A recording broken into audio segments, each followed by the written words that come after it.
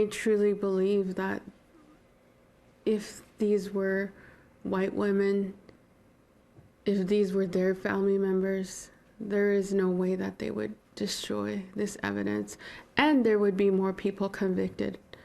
There would be more charges.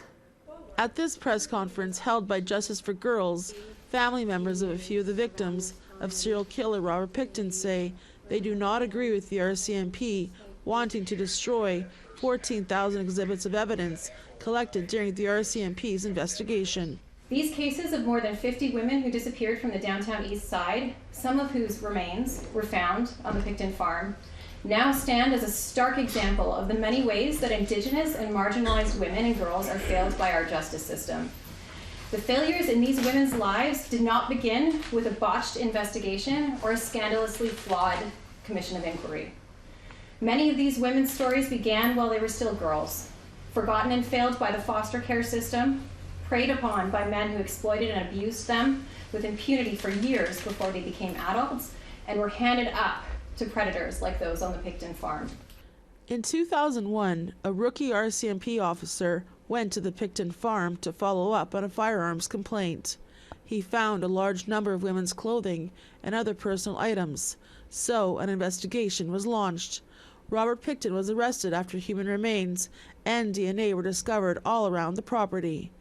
Many were confirmed to have gone missing from the downtown east side.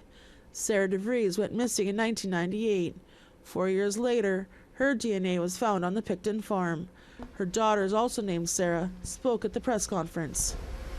It is incomplete.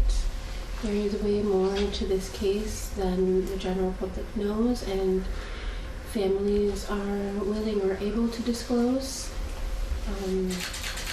for reasons we're not allowed to disclose.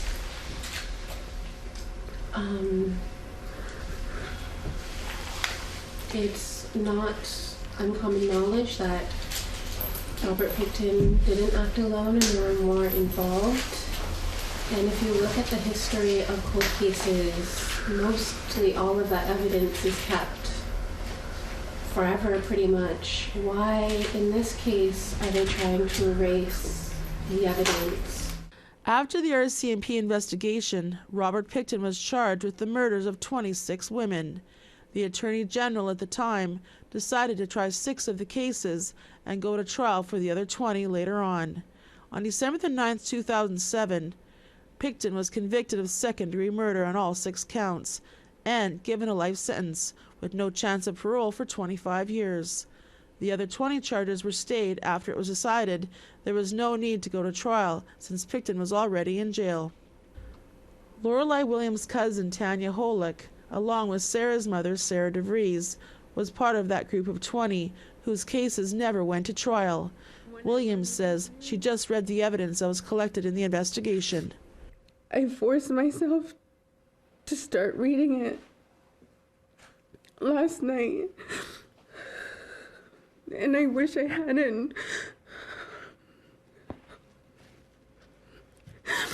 I looked at the evidence that they have,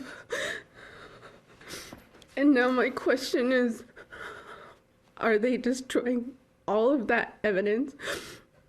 And there's some evidence in there that should not be destroyed by the RCMP. It should not be destroyed.